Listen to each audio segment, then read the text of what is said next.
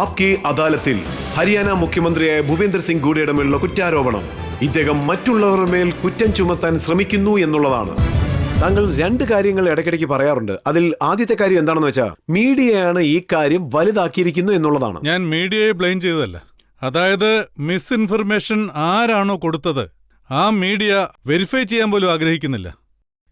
ഇതിലൊരു കാര്യമില്ല. ഇപ്പൊ നിങ്ങൾ തന്നെ ഇങ്ങോട്ട് ചോദിച്ചില്ലേ, ഒരുപാട് പേർ അഴുക്കുചാലി കിടന്നില്ലേ? ഇടയ്ക്കിടയ്ക്ക് മരണത്തിനെ കുറിച്ചുള്ള വാക്കുകളാണ് പറയുന്നത്. പറഞ്ഞുകൊണ്ടിരിക്കുന്നത്. നിങ്ങൾ മറ്റൊരു ചോദ്യത്തിലേക്ക് കടക്കുന്നില്ലല്ലോ. നിങ്ങൾ വീണ്ടും ഒരേ ചോദ്യം ചോദിക്കുന്നു. ഞാൻ അതിനോട് ഉത്തരം പറഞ്ഞുകൊണ്ടിരിക്കുന്നു. ഞാനിപ്പോ എന്താ ചോദിക്കുന്നതെന്ന് വെച്ചാൽ നിങ്ങൾ ഈ കാര്യത്തിലേക്ക് കടക്കുന്നില്ല. ഒരേ ചോദ്യമല്ലേ ചോദിച്ചോണ്ടിരിക്കുന്നേ. പിന്നെ ഞാൻ മറുപടി തന്നെ പറഞ്ഞുകൊണ്ടിരിക്കുന്നു. എന്നെ സംബന്ധിച്ചിടത്തോളം ഞാൻ വളരെ സ്ട്രെയിറ്റ് ഫോർവേഡായ ഒരാളാണ്. അതായത് ഹൂഡ സാർ, നിങ്ങളോട് എനിക്ക് മത്സരിക്കാൻ കഴിയില്ല. നിങ്ങൾ ഇങ്ങനെ ഓരോന്ന് ചോദിച്ചുകൊണ്ടേയിരിക്കും. പക്ഷെ ഞാൻ സത്യമാണ് പറയുന്നത്. ഞാനൊരു കർഷകന്റെ മകനാണ്. നിങ്ങളുടെ ചോദ്യത്തിനൊക്കെ സത്യസന്ധമായ ഉത്തരവാണ് ഞാൻ താങ്കളോട് നേരിട്ടുള്ള ചോദ്യങ്ങളാണ് ചോദിക്കുന്നത്. പക്ഷേ സത്യം ഇതാണ്, താങ്കൾ പറയുന്നത് ടി വിക്കാർ യാഥാർത്ഥ്യമില്ലാത്ത കാര്യങ്ങളൊക്കെയാണ് പറയുന്നത്. ഒരു കാര്യം ഞാൻ പറയാം, ഇതൊക്കെ മീഡിയാസിന്റെ പണിയാണ്. അവർക്ക് തോന്നുന്നതൊക്കെ അവർ എഴുതുന്നു, അത്രേ ഉള്ളൂ. പക്ഷെ ഞാൻ സംഭവ സ്ഥലത്ത് ഉടനെ തന്നെ പോയിരുന്നു. മീഡിയാസിനോട് ഞാൻ അപ്പൊ സംസാരിച്ചിരുന്നു. എത്ര പേർക്ക് പരിക്ക് പറ്റിയിട്ടുണ്ട്, എത്ര പേർ ആശുപത്രിയിലുണ്ട് എന്നുള്ള കാര്യങ്ങൾ. അവരത് തെറ്റായി എഴുതിയാൽ അതിന് ഞാൻ എന്ത് ചെയ്യാനാണ്?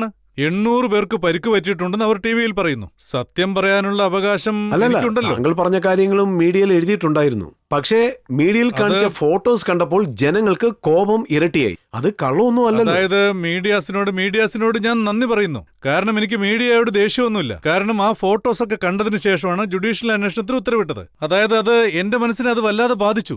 ഞാൻ സമ്മതിച്ചല്ലോ, അവിടെ പ്രശ്നം നടന്നിട്ടുണ്ട്. അവിടുത്തെ ജനങ്ങളോട് ചോദിച്ചാൽ അതെല്ലാം മനസ്സിലാവും. ഹരിയാന എത്ര വേഗത്തിൽ വളരുന്നോ അത് ചിലർക്ക് സഹിക്കാനാവുന്നില്ല. അതാണ് കാരണം. താങ്കൾ ഇത് പറയൂ ഹൂഡ സാർ, താങ്കൾക്കെതിരായിട്ട് ആരാണ് പ്രവർത്തിക്കുന്നത്? സാർ, ഞാൻ നിങ്ങളോട് നേരത്തെ തന്നെ പറഞ്ഞല്ലോ. കാരണം ഇപ്പൊ അതിന്റെ ജുഡീഷ്യൽ അന്വേഷണം നടന്നുകൊണ്ടിരിക്കുകയാണ്. അങ്ങനെയുള്ളപ്പോൾ ഈ വിഷയത്തിൽ കമന്റ് പറയുന്നത് ഞാൻ വിചാരിക്കുന്നത് that is not interest of the justice. എന്റെ അടുത്ത് 7th ഓഗസ്റ്റിലെ ട്രിബ്യൂൺ പേപ്പറുണ്ട്.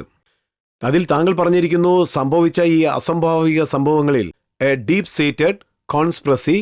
പിന്നെ താങ്കൾ ഈ കാര്യവും പറഞ്ഞിരുന്നു, ഇത് ചെയ്യുന്ന ഭൂരിപക്ഷം ആൾക്കാരും താങ്കളുടെ പാർട്ടിയിലുള്ള പാർട്ടി പ്രവർത്തകരാണെന്നാണ്. ഞാൻ എന്റെ പാർട്ടിയെ കുറിച്ച് ഒന്നും പറഞ്ഞിട്ടില്ല.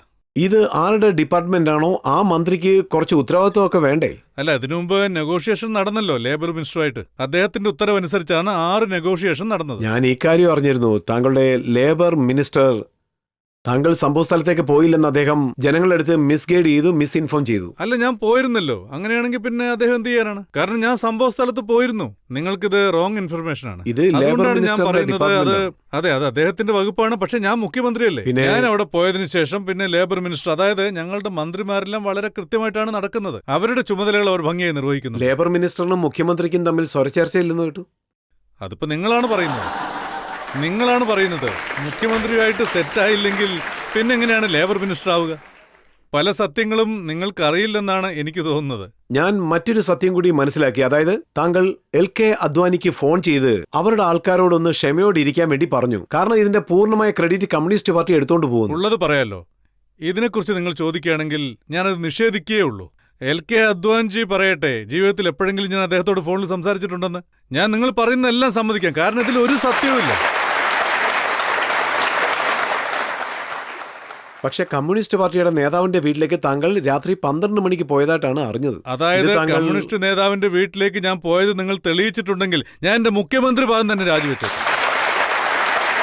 അല്ലെങ്കിൽ കമ്മ്യൂണിസ്റ്റുകാരെങ്കിലും പറയട്ടെ ഇദ്ദേഹം എന്റെ വീട്ടിലേക്ക് വന്നിരുന്നുവെന്ന്. അപ്പോഴും ഞാൻ നിങ്ങൾ പറഞ്ഞത് സമ്മതിക്കാം. കൂടാ സാർ, ഈ വിഷയമെല്ലാം ആവശ്യമില്ലാത്ത ചോദ്യങ്ങൾക്ക് എന്നോട് ചോദിക്കുന്നത്, അതിനെ പിടിച്ച് വളച്ചൊടിച്ച് കോളവാക്കി എന്തിനാ ഇങ്ങനെയൊക്കെ? എവിടുന്ന ഇൻഫർമേഷൻ കിട്ടി? ഹിന്ദു ന്യൂസ് പേപ്പറിൽ എഴുതിയിട്ടുണ്ട്. അതെ. അപ്പൊ അതിനെക്കുറിച്ച് നിങ്ങൾക്കല്ലേ അറിയൂ, ഞങ്ങൾക്കറിയില്ല. അതിനുവേണ്ടി എന്നെ കുറ്റപ്പെടുത്തല്ല. ഞാൻ അങ്ങനത്തെ ഒരാളല്ല. ഇനി ന്യൂസ് പേപ്പറുകാർ എന്നോടെങ്ങാനും വന്ന് ചോദിച്ചാൽ സത്യം എന്താണെന്ന് അവരോട് തുറന്നു പറയണമല്ലോ. അങ്ങനെയാണെങ്കിൽ ഇതിന് താങ്കൾ നന്ദി വേണം പറയാൻ. അതായത് ന്യൂസ് പേപ്പറിൽ ഒരു ന്യൂസ് വന്നു കഴിഞ്ഞാൽ അതിന് എക്സ്പ്ലനേഷൻ കൊടുക്കാൻ ഒരു സന്ദർഭം കിട്ടി. നന്ദി ഞാൻ അറിയിച്ചാ പോരെ? ഇതിലെന്തിരിക്കുന്നു?